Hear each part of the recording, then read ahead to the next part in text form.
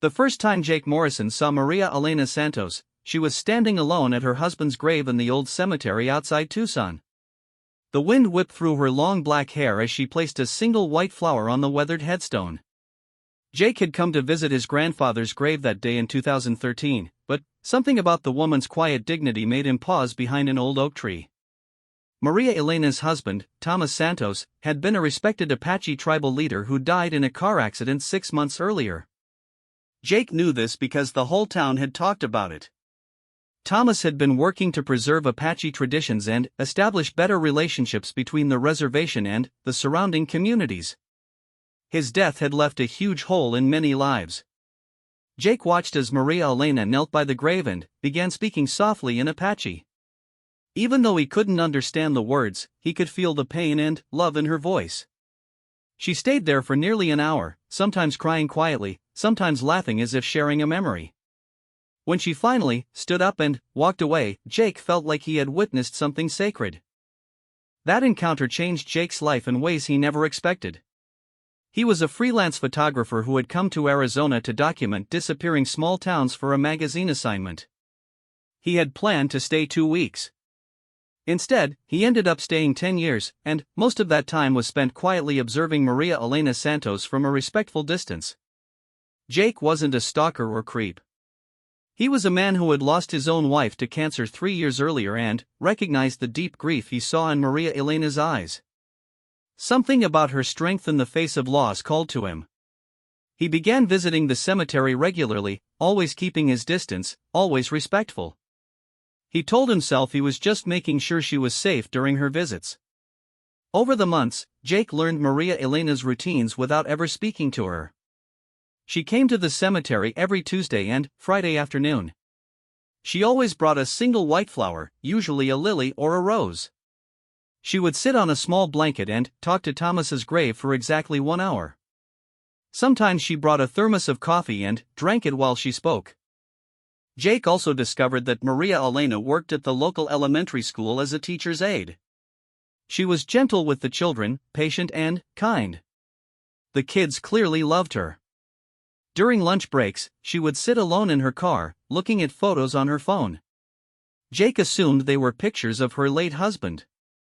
As the seasons changed, Jake noticed changes in Maria Elena too. The overwhelming sadness in her shoulders began to ease slightly. She started wearing colors other than black. One day in spring, she even smiled while talking to Thomas's grave. Jake felt oddly proud, as if he had played a part in her healing just by being a silent witness to her grief. Jake's original magazine assignment had long since ended, but he had found freelance work with local newspapers and tourism boards. He rented a small apartment in town and bought better camera equipment. He told himself he was documenting the Southwest, but deep down he knew he was staying because of Maria Elena. By the second year, Jake had photographed Maria Elena hundreds of times from a distance. Never invasively, never inappropriately. He captured her moments of sadness and her gradual return to life. He had pictures of her feeding stray cats behind the school, helping elderly people at the grocery store, and teaching children traditional dances at community events. Through his lens, Jake saw a woman of incredible strength and compassion. Jake learned that Maria Elena came from a large Apache family. Her brothers and sisters often visited her, bringing their children. During these family gatherings, Maria Elena would come alive in ways Jake rarely saw otherwise. She would laugh loudly, chase the children around the cemetery, and tell stories that made everyone lean in close to listen. One day in the 3rd year, Jake witnessed something that shook him. Maria Elena collapsed at Thomas's grave, sobbing so hard her whole body shook. She stayed there in the dirt for 20 minutes, and Jake had to fight every instinct not to run to her and offer comfort. He watched from behind his usual tree, his own heart breaking for this woman who had become the center of his secret world. That night, Jake developed the photos from that difficult day. Looking at them, he realized something troubling about himself. He had become emotionally invested in a woman who didn't even know he existed. He was living his life through watching hers, and it wasn't healthy for either of them. Jake decided he needed to either introduce himself properly or leave town entirely. The middle ground of secret observation had become too complicated. He was approaching 40 years old and hiding behind trees like a teenager. If he was going to stay in Arizona, he needed to build a real life, not this strange shadow existence. The next Tuesday, Jake gathered his courage and walked to the cemetery at Maria Elena's usual time. He brought flowers for his grandfather's grave as a legitimate reason to be there. His plan was simple: he would tend his grandfather's grave, and, if Maria Elena seemed open to conversation, he would introduce himself as a photographer documenting local history and traditions. But, when Tuesday came, Maria Elena didn't show up. Jake waited for 2 hours, but she never appeared. He returned on Friday, but again she was absent. Worried something had happened to her, Jake drove by the elementary school and saw her car in the parking lot. She was fine, but she had apparently changed her cemetery routine. For the next several weeks, Jake tried to figure out Maria Elena's new schedule. He felt foolish and slightly ashamed of his behavior. He realized that his observation of her had become an obsession that wasn't fair to either of them. He was treating her like a subject to be studied rather than a human being with her own agency and privacy. Jake made a decision that felt both mature and heartbreaking. He would give himself 1 more month to either meet Maria Elena naturally and properly, or he would leave Arizona forever. He couldn't continue this one-sided relationship that she knew nothing about. It wasn't love, it was something unhealthy that needed to end. During that final month, Jake threw himself into legitimate photography projects. He documented the annual Apache celebration at the reservation, photographed historic buildings downtown, and worked on a series about desert wildlife. He kept his camera busy with real work instead of secret surveillance. On the last day of his self-imposed deadline, Jake was photographing sunset over the desert when he saw a familiar figure walking alone on a hiking trail. Maria Elena was about 100 yards ahead of him, moving slowly and stopping frequently to look at plants and rocks. She seemed peaceful and contemplative in a way Jake had rarely witnessed. Jake followed at a respectful distance, not to spy but because they were heading in the same direction. As the trail curved around a large boulder, Jake lost sight of Maria Elena. When he rounded the corner himself, he found her sitting on a rock, clearly waiting for him. "You've been following me for 3 years, she said calmly in accented English. "I think it's time we talked." Jake's heart stopped. His face turned red with embarrassment and shame. He had been caught, and there was no way to explain his behavior that wouldn't sound creepy or wrong. He stood frozen on the trail, holding his camera like a shield. "I'm sorry," he stammered. "I know how this must look. I never meant to invade your privacy or make you uncomfortable." Maria Elena studied his face for a long moment. She didn't look angry or frightened, just curious and tired. "Sit down," she said, patting the rock beside her. "Tell me why you've been watching me." Jake sat down carefully, keeping respectful distance between them. He looked out at the desert instead of at her, unsure where to begin. "My wife died 3 years before I came here," he said finally. "Cancer. I recognized the grief in you because I felt it myself." "That doesn't explain 3 years of following me around," Maria Elena replied, but her voice wasn't harsh. "I've seen you at the cemetery, at the school, at community events. You take pictures of me from far away. My nephew noticed you first, said there was a white man with a camera who showed up everywhere I went."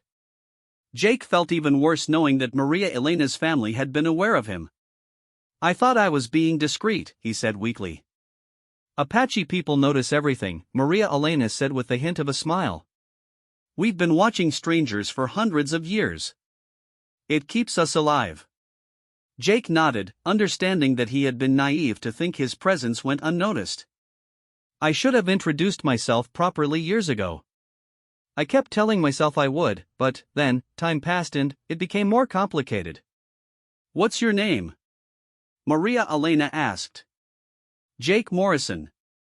I'm a photographer from Colorado originally. I came here for a magazine assignment and just stayed." "Because of me?" Jake nodded, feeling foolish. "Partly, yes. I was drawn to your strength. The way you handled your grief with such dignity. I've never seen anything like it." Maria Elena was quiet for several minutes, looking out at the mountains in the distance. The sun was setting, painting the sky orange and pink. Thomas used to say that grief shared is grief halved, she said finally. But, you can't share grief from a distance, Jake Morrison. I know that now, Jake said. I realize what I've been doing isn't healthy or fair. I was planning to leave Arizona if I couldn't find a way to meet you properly. Why didn't you just introduce yourself at the cemetery? Or at a community event? People would have welcomed you. Jake thought about that question seriously.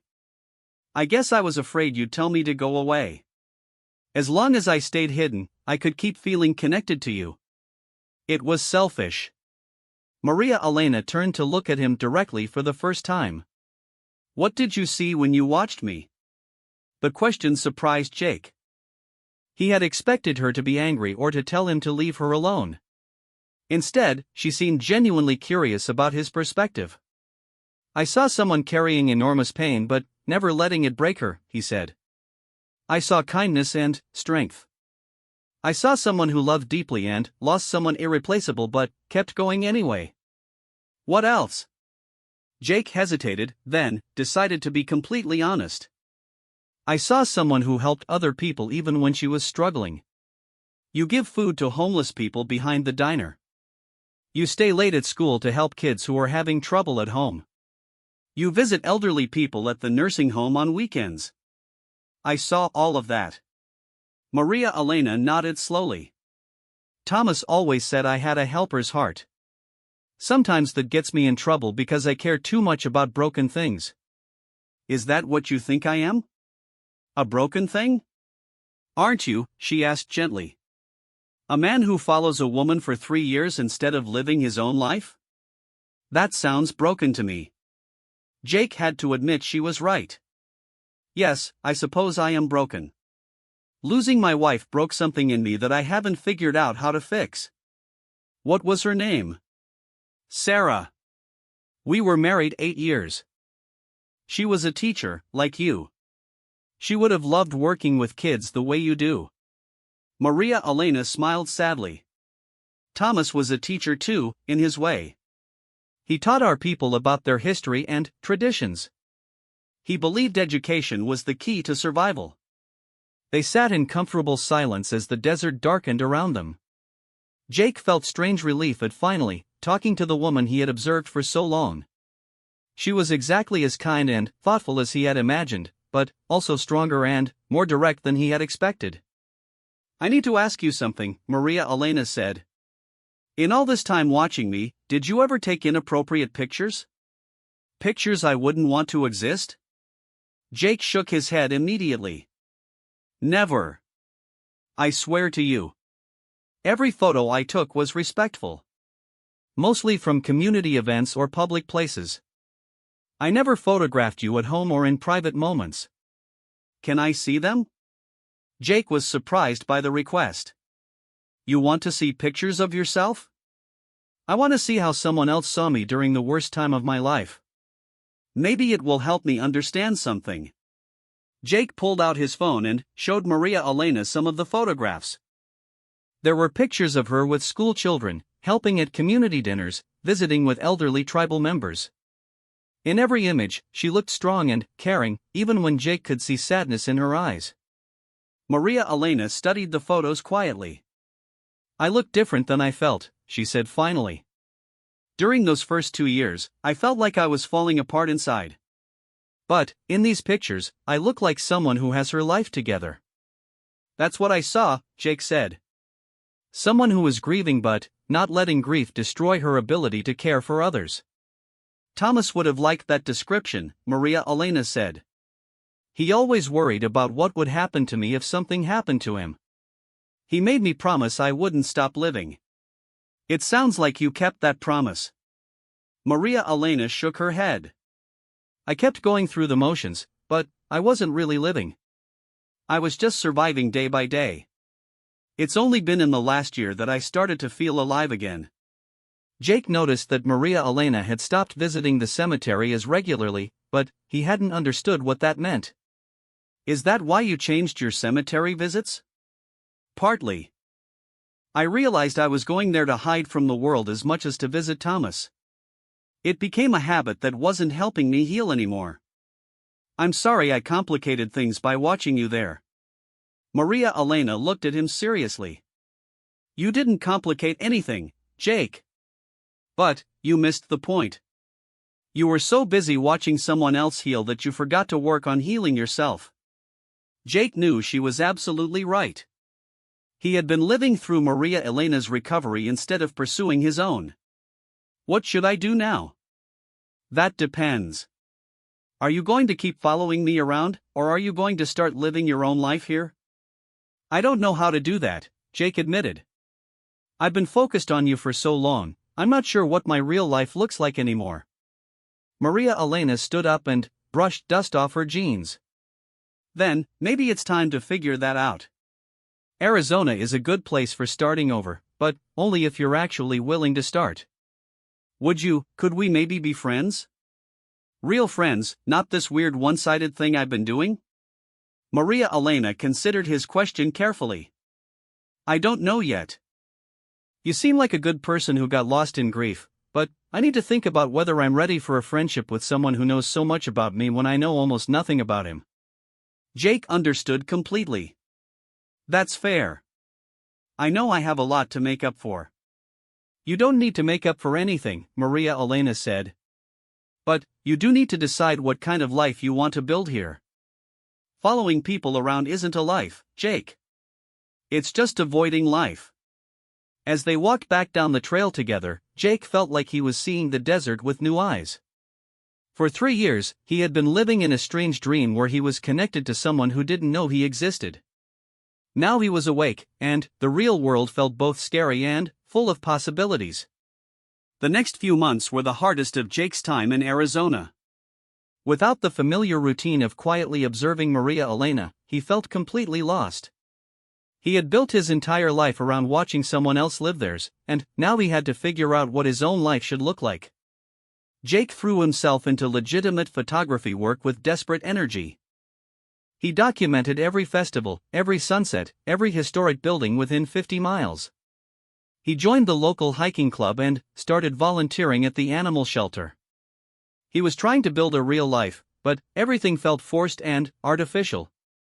Maria Elena had given him her phone number that day on the trail, but she had also asked for space to think about whether they could be friends.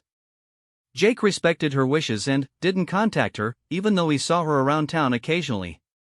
When their eyes met at the grocery store or the gas station, she would nod politely but didn't approach him.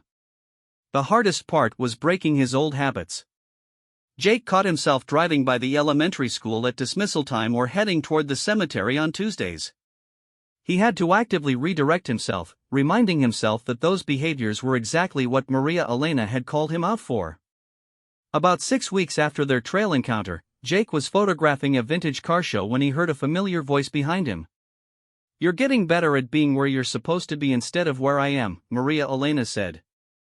Jake turned around, surprised to see her. She was wearing a blue sundress and looked more relaxed than he had ever seen her.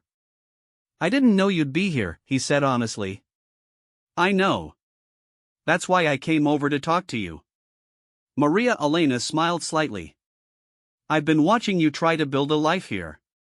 My sister works at the animal shelter, and she says you're good with the dogs. Jake felt embarrassed that Maria Elena had been observing him the way he had once observed her. It's harder than I thought it would be, he admitted. Starting over, I mean. I got so used to living through watching you that I forgot how to live for myself. What do you miss most about your old life? Before your wife died? The question caught Jake off guard. He had been so focused on his grief and his strange fixation on Maria Elena that he hadn't thought about what his life had been like when he was happy. I miss having someone to share things with, he said slowly. Sarah and I used to spend hours talking about everything. Books, movies, work, dreams for the future. I miss having a witness to my life. Is that what you thought I was? A witness? Jake considered this carefully. No, I think you were more like a teacher. Watching you showed me that it was possible to survive losing someone you love. But You were teaching lessons I was supposed to learn so I could apply them to my own life, not so I could live yours instead. Maria Elena nodded approvingly. Thomas used to say that the best teachers are the ones who make themselves unnecessary. They teach you what you need to know so you can move forward without them. Are you ready to make yourself unnecessary in my life? Jake asked with a small smile. I think I already have. The question is whether you're ready to accept that. Jake looked around at the car show, at families enjoying a sunny Saturday together, at life happening all around him. For the first time in years, he felt like he could be part of it instead of just documenting it. I think I'm getting there. Maria Elena studied his face. I've decided I'd like to be your friend, Jake Morrison. But, I have conditions. I'm listening. First, you have to tell me about Sarah. Really tell me, not just that she died of cancer. I want to know who she was and what your marriage was like. If we're going to be friends, I need to understand your story. Jake felt a flutter of panic. He had avoided talking about Sarah in detail for years because it hurt too much. That might be hard for me. Good. Hard conversations are how people become real friends instead of just polite acquaintances. What's the second condition? You have to stop taking pictures of me unless I give you permission. I know you've been respectful, but I want to control my own image from now on. Of course. I should have asked permission from the beginning. And, third, you have to start dating other people. Not me, Maria Elena said quickly, seeing Jake's expression. I'm not ready for anything romantic, and I don't know if I ever will be with you. You need to practice being yourself with women who don't know about your strange watching phase. Jake laughed despite himself. You want to set me up? I want you to set yourself up. Join online dating, go to social events, ask women out for coffee. You need to remember how to be a normal person who has normal relationships. What if I'm not ready for that? Maria Elena's expression grew serious. Then, you're not ready to be my friend either. I won't be someone's emotional crutch while they avoid living their own life. I did that for Thomas's memory for too long, and it didn't help either of us. Jake understood what she meant. He had been using his observation of Maria Elena as a way to avoid the real work of grieving Sarah and building a new life. Okay, he said. I'll try. Don't try. Do it. Make a dating profile this week and go on at least one date this month. That seems fast. It's been 6 years since your wife died, Jake. How much slower do you want to go? Jake realized she was right. He had been moving at the pace of geological change when it came to his emotional life. Will you help me with the dating profile? Maria Elena laughed, and it was the first time Jake had heard her really laugh.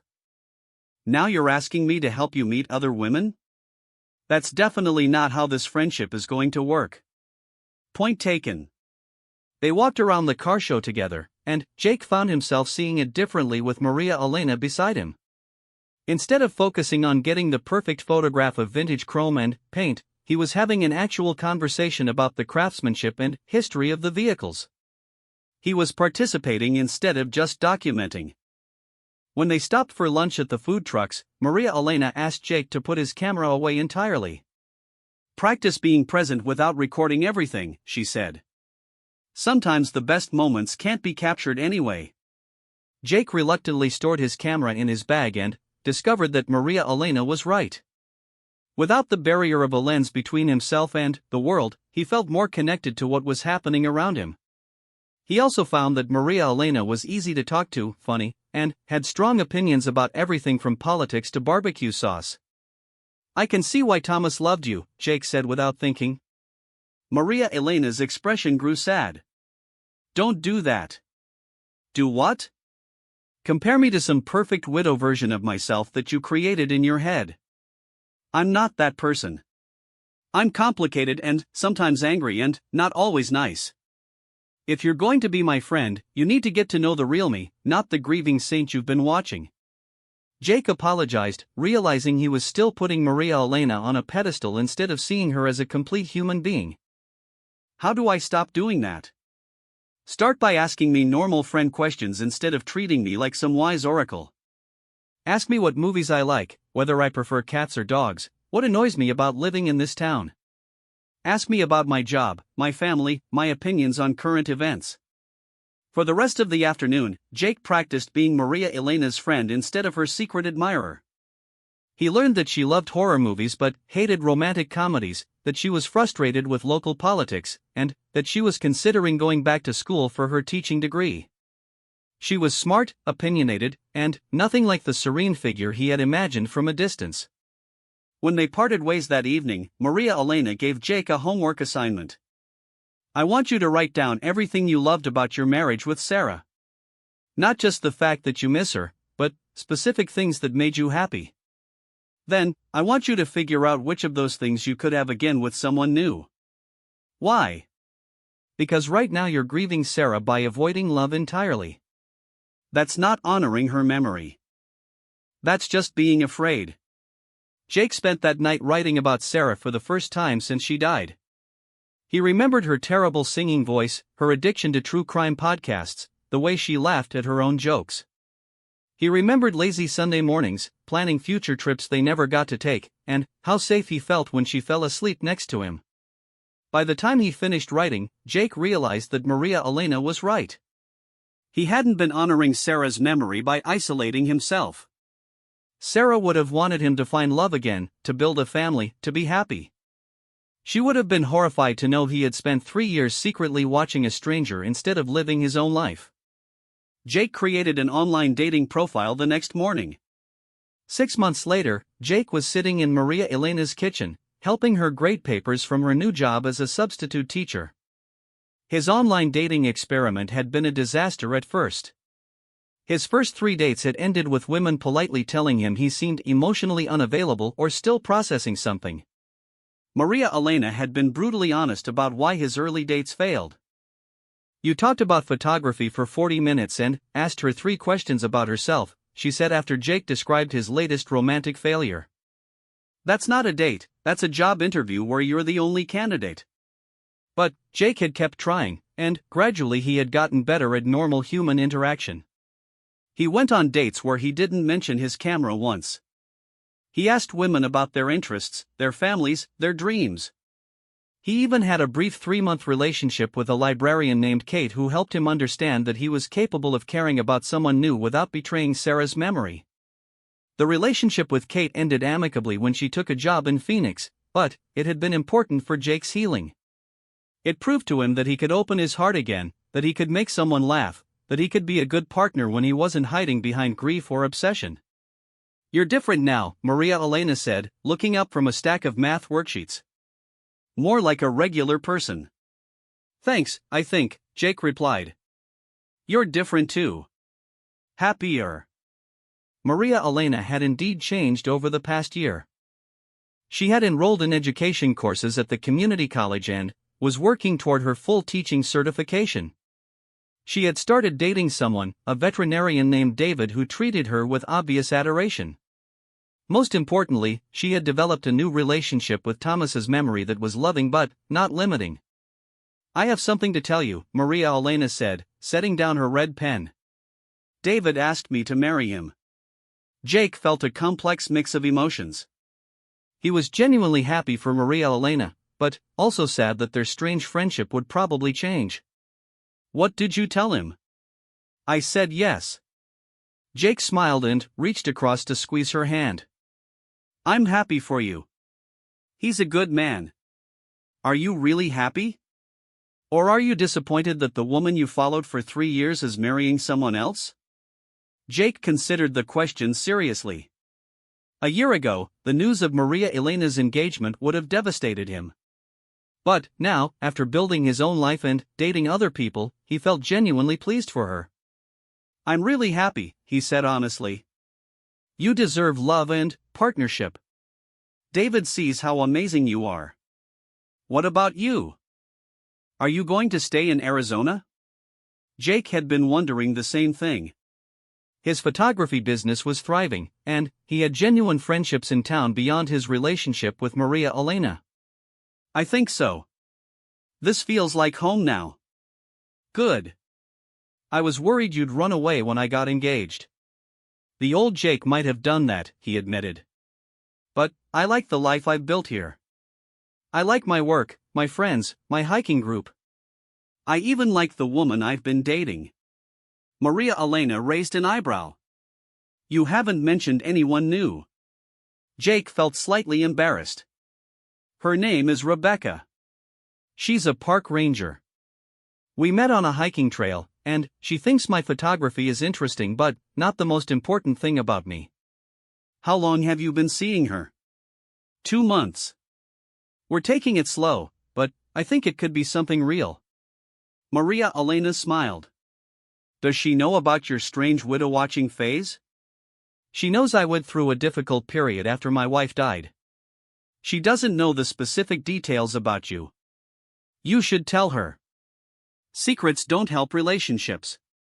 Jake nodded, knowing Maria Elena was right. I will. I'm just nervous she'll think I'm crazy. If she's the right person, she'll understand that grief makes people do strange things sometimes. If she's not the right person, better to find out now.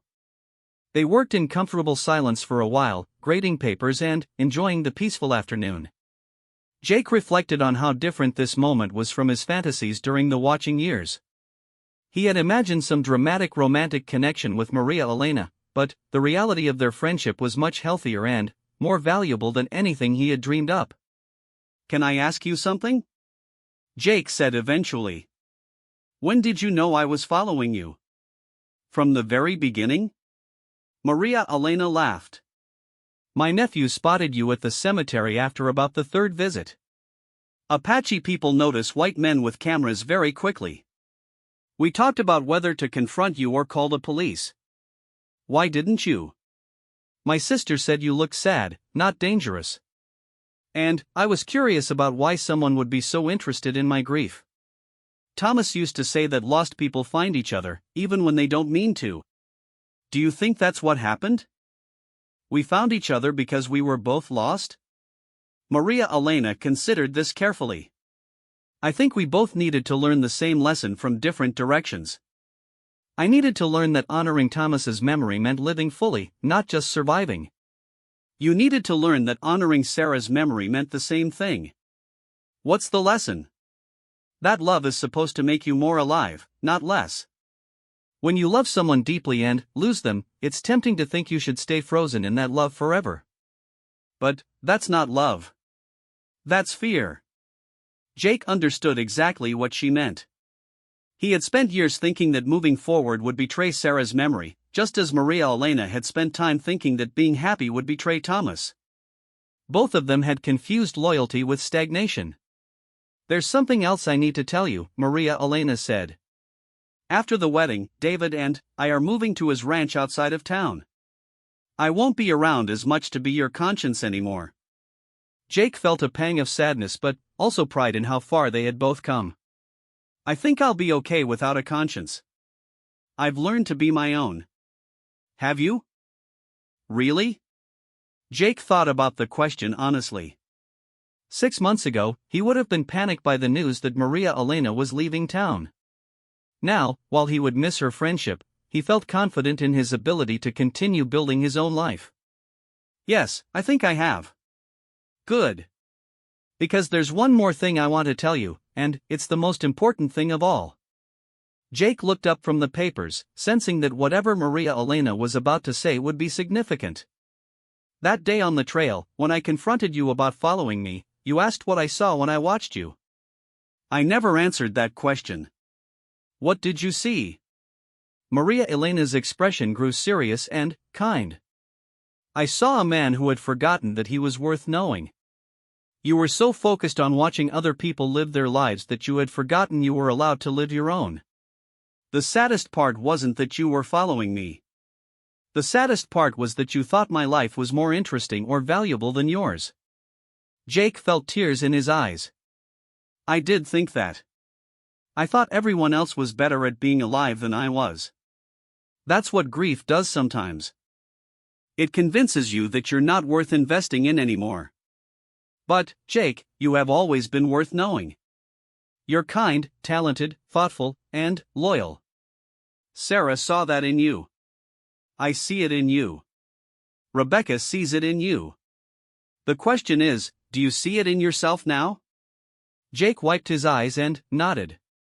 I'm starting to. Good.